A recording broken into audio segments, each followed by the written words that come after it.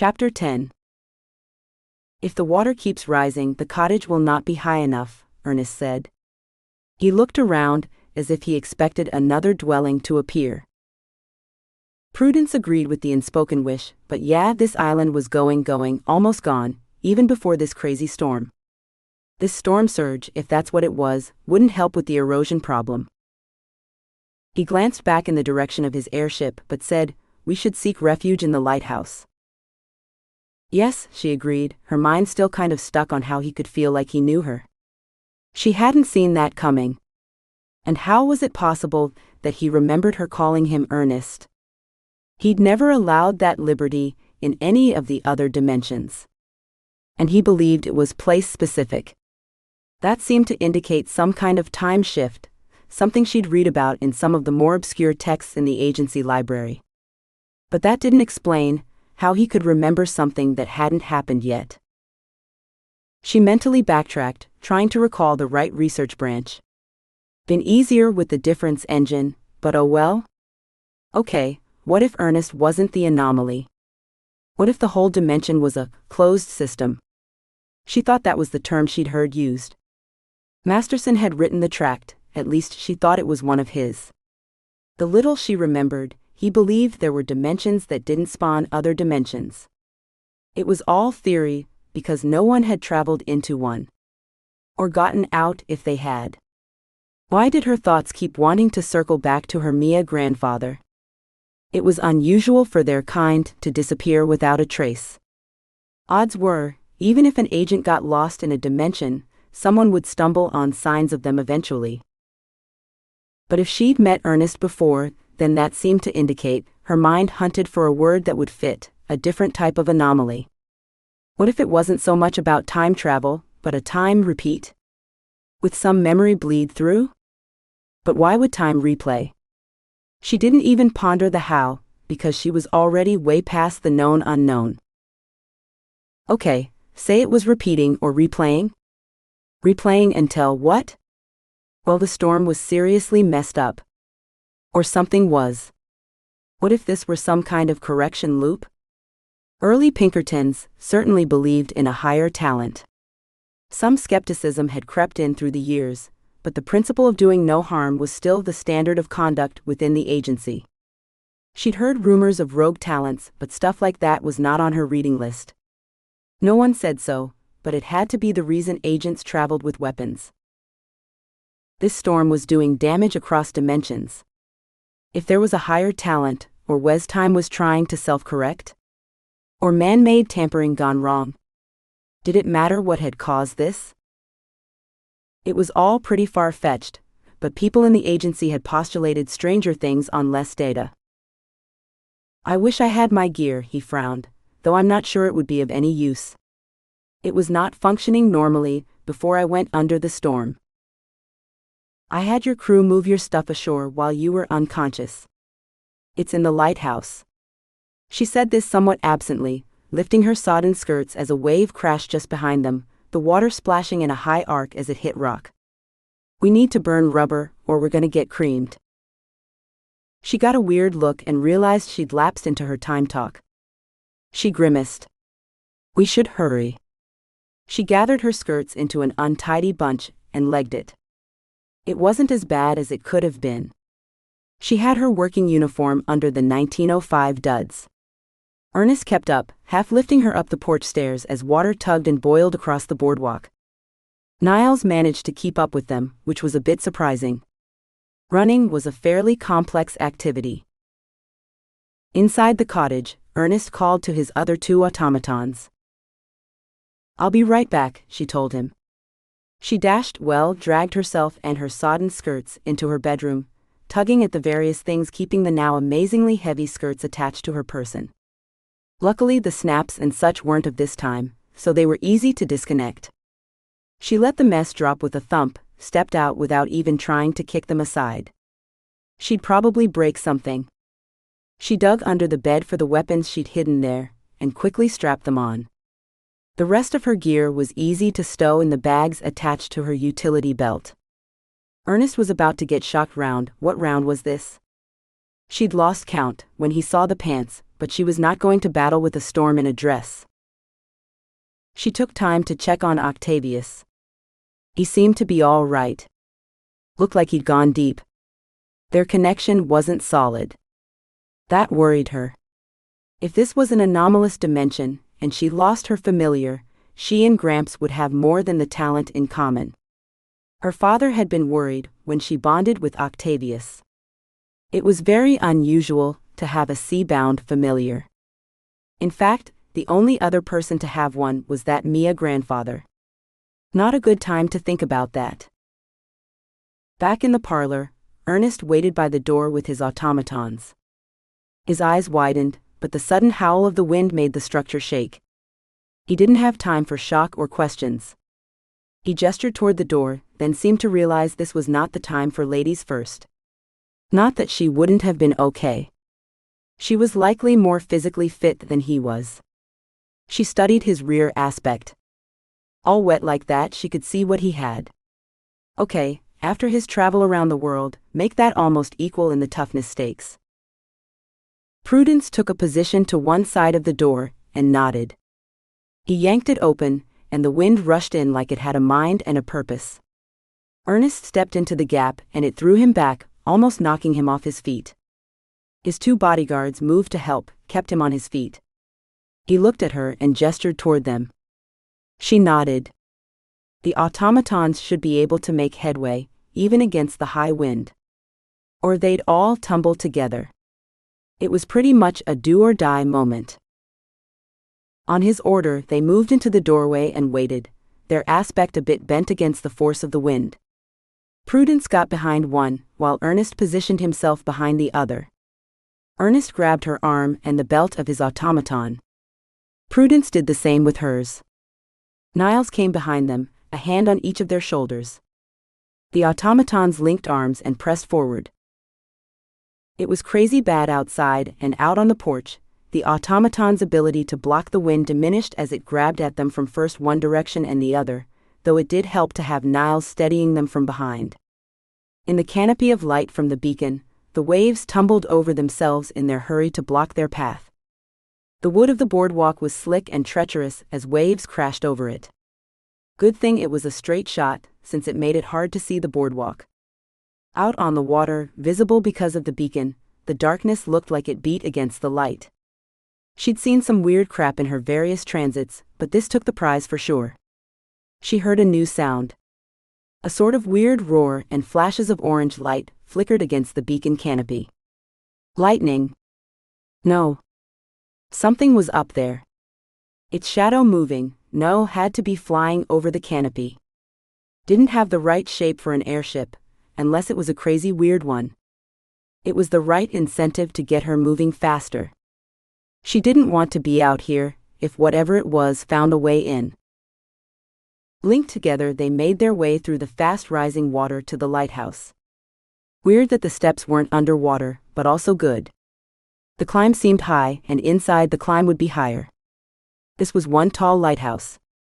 The wind sound rose in a shriek when one of the automatons managed to open the door. They almost fell inside, then it took all three automatons and Ernest to close it.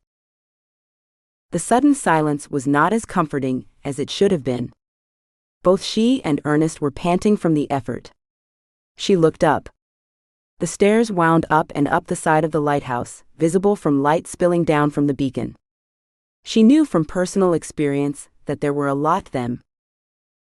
While I would like to wait and regain my breath, I'm not sure it is wise, Ernest gasped out. In the dim light filtering down, Prudence saw something coming under the door. She crouched down and cautiously touched it. It felt like water, but not. It burned her fingertip. Wisps like steam or fog curled against the frame, as if seeking a breach. She stood hastily and retreated. Yeah, we should go up. Up, Ernest said to the automatons. They responded with an almost human alacrity. He waited for Prudence, then started up himself. The fog curled around the base of the stairs, but did not follow them up more than a few steps. Prudence tried not to count, though her brain seemed to want to. She was not too ashamed to use the railing to help pull herself up, since Ernest was on her heels. The landings were the illusion of respite since more stairs waited on the other side. The counting helped a little when she made it halfway.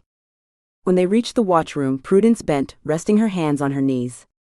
Gravity hated her in every dimension, she decided.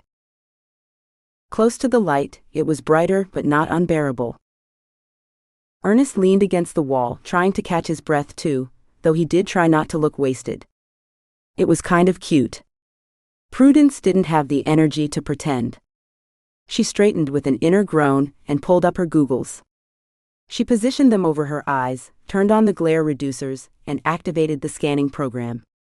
Through the sudden stream of data in her peripheral vision, she saw Ernest staring. She extracted her spare pair, adjusted the filtering, then handed them to Ernest. A bit dubiously, he put them on, adjusting the fit. The automatons had placed Ernest's gear to one side of this platform, stacking it neatly. It was hotter up here and the stink from the fuel source was challenging. She went to the last flight of stairs and looked up. The glass windows up there weren't even rattling. She couldn't hear the wind howling anymore. In fact, it was so quiet it was a bit freaky. There was a kind of boom or slam. Like the door closing. A pause, then the hollow thump of footsteps on the stairs. She extracted the Ragin Etter 5, which she'd stowed in rig strapped to her back, and took a peek over the edge. At first, she couldn't see anything. Just heard the steady sound of approaching footsteps. Found herself counting again. Ernest came up next to her, giving her long gun a bemused look. He leaned over next to her. The steps kept coming. I think it's Crispin.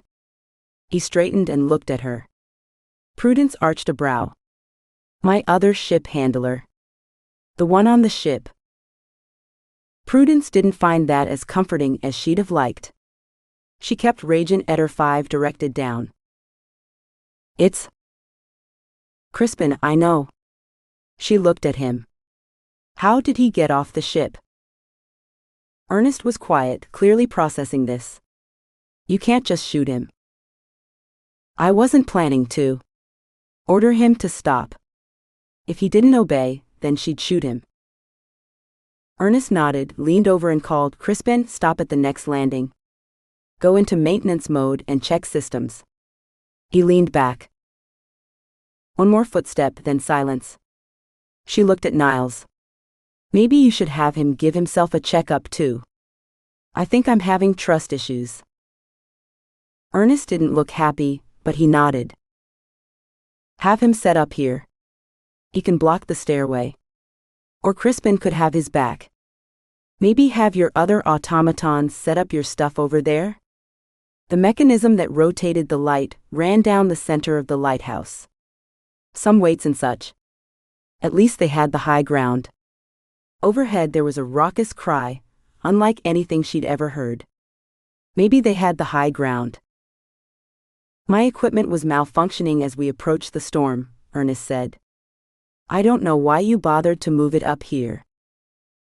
Was it malfunctioning or giving you readings you didn't like? She didn't look at him. Her attention was still focused up the last stairs. But he stopped. She looked at him then, saw thoughtfulness creeping into his gaze. Stop looking for the expected and see what's actually there.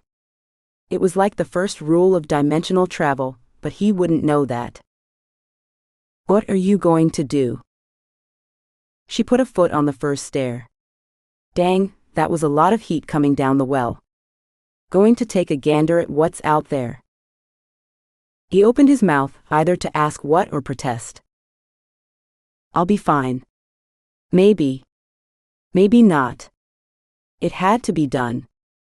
She pulled the Ragin Etter 20 out of the holster and handed it to him. This is the safety, that's the trigger. He looked pleased to have a weapon. She just hoped he knew who to point it at. She grinned at him and was startled and delighted when he grinned back. It was such a spontaneous and natural expression. She'd never seen any Ernest do that before. Then it was gone. His gaze was serious. Be careful out there. She nodded, even though she was obviously never careful. If she were careful, she'd be back home, working as a teacher or nurse or married to a guy with a normal 1950s kind of job. So she grinned again and headed up, with the long barrel of her Ragin' Etter 5 pointed down, her other hand gripping the handrail. The heat and smell built with each step up. Of course it would be hot. The sun beat in all day, and now the lanterns with their stinky fuel got to weigh in. There were vents, but yeah, still a mostly closed space. She circled the huge light to the balcony access and eased it open. Nothing. Not even a wisp of moving air. She was definitely getting the impression this was the storm, not a storm. She eased partway out, blocking the doors closing with her body. Just in case the storm changed its mind. She fine-tuned her goggles, adjusting them to this light, and studied the scanning data. Still no signs of dimensional travel, though she had to keep a tight rein on her instinct to flee. She scanned the horizon, taking it slow to give her equipment as much raw data as possible. If she didn't make it and someone came after, assuming someone could, they could download the data from the drone.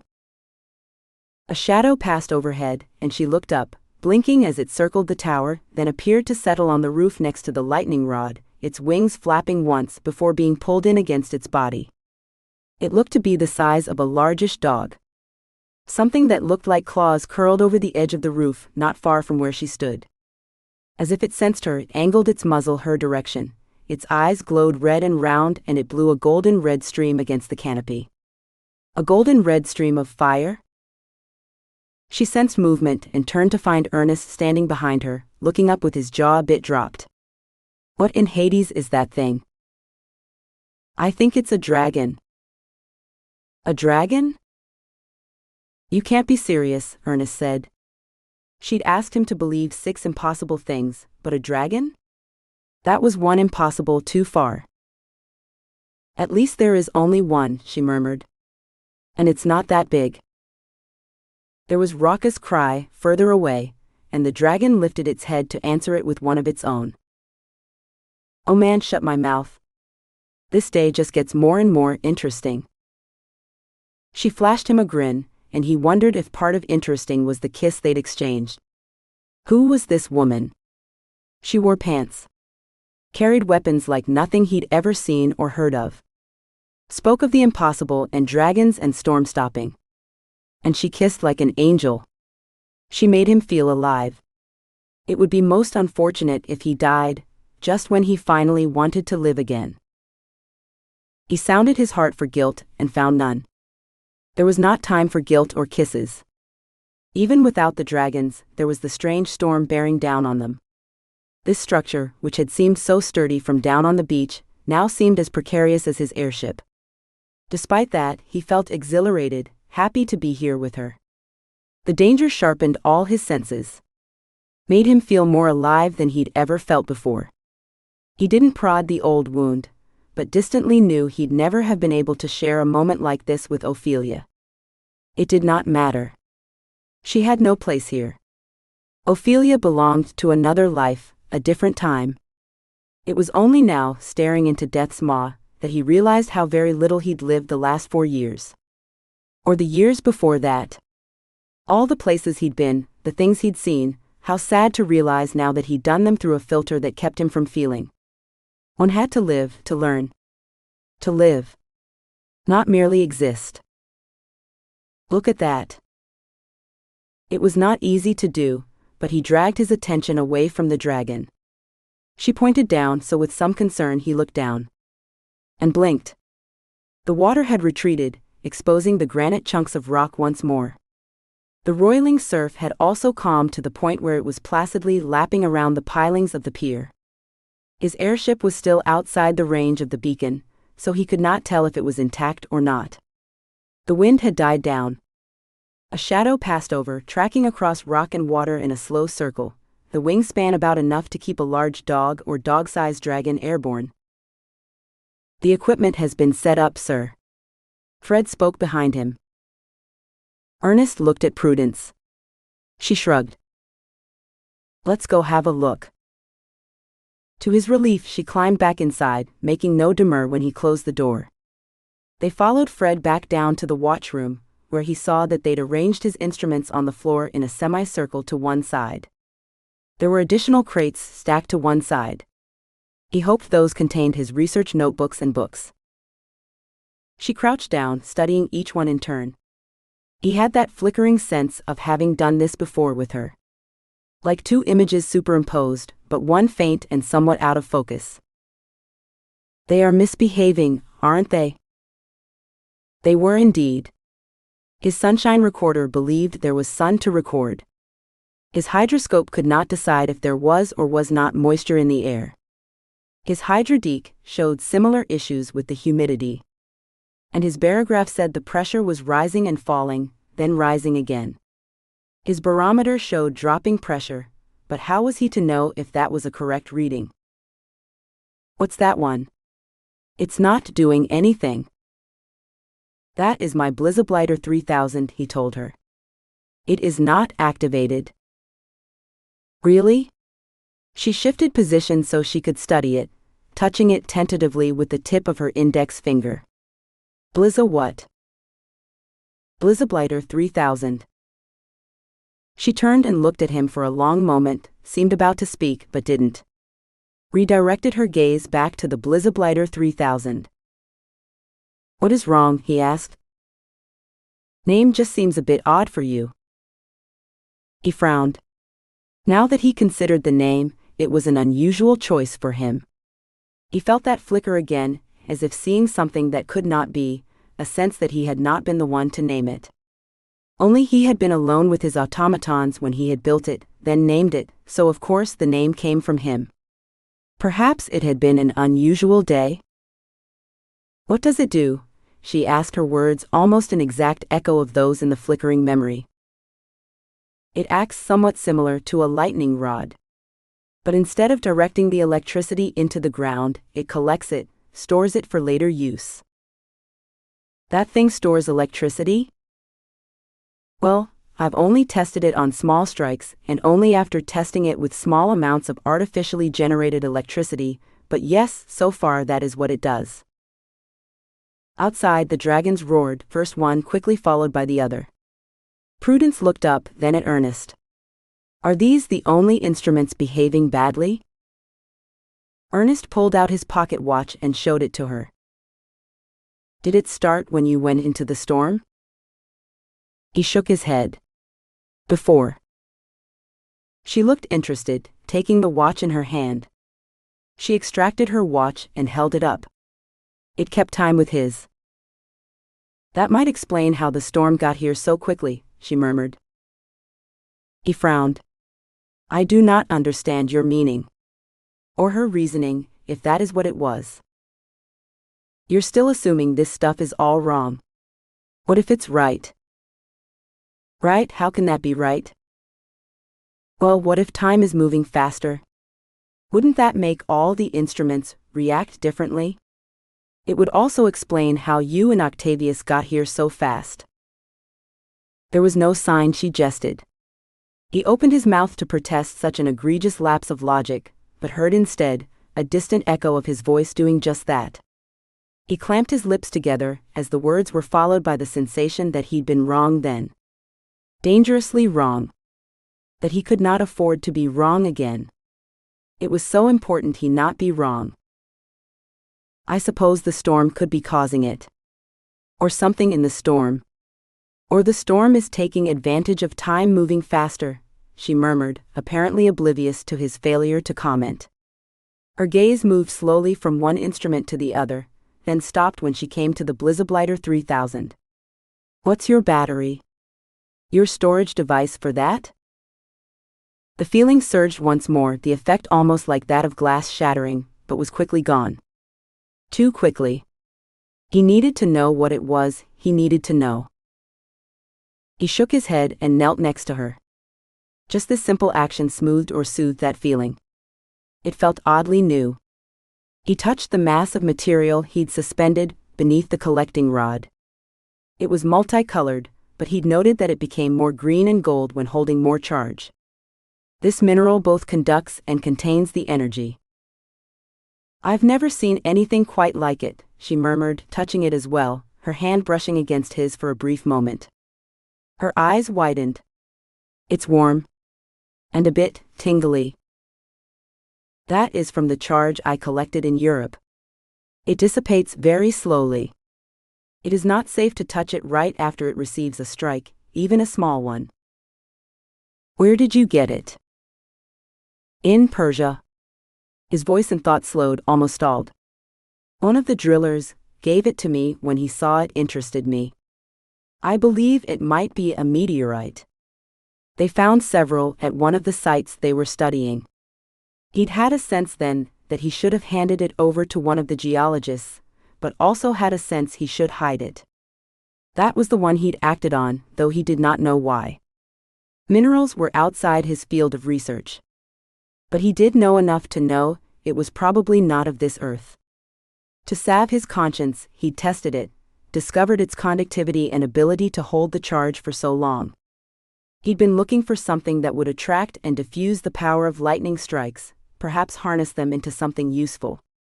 He'd planned to show this invention to Masterson. Persia. With the tip of a finger, she traced the wires he'd attached to direct the strike into the mineral. How much electricity do you think it can store? I have been unable to determine the upper limit, Ernest admitted. I had hoped to sail under a larger storm during the crossing. He hesitated, then admitted, there was considerable lightning activity in the storm. I was tempted. I imagine you were. No sign of lightning out there now. She glanced over her shoulder in the direction of the storm. Interesting. Why interesting? She half shrugged. It seems able to respond, think, plan. Maybe it sensed that the lightning would be a temptation for you? It did seem rather interested in you, you'll recall. Though he still felt incredulous, it was getting easier to navigate the logic shoals. He was not sure if that was good or ill. He could admit to himself that the way her mind worked was curiously fascinating. You believe it was, he had trouble saying the words out loud, a trap? That does not seem. He stopped because using the word possible had lost clarity for him out here in the shoals of this new reality. Prudence shrugged. Or a test. It is the only thing here that no other meteorologist would have, is it not? He could not dispute this. He had drawings and ideas, but had not felt like he had anything new to offer until the Blizzblighter 3000. And truthfully, he was not sure how that helped the study of the weather. Behind that was a truth he had tried to stay ahead of.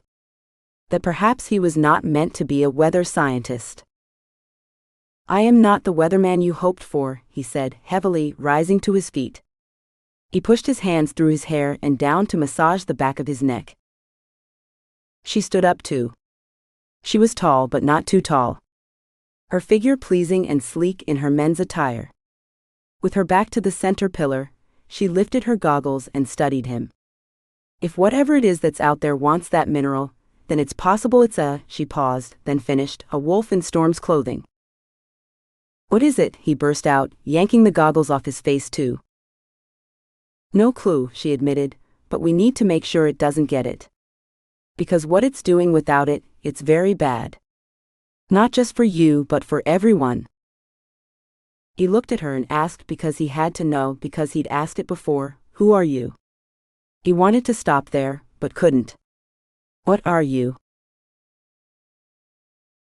You've been listening to Specters in the Storm by Pauline Baird Jones. Copyright by Pauline Baird Jones. All rights reserved.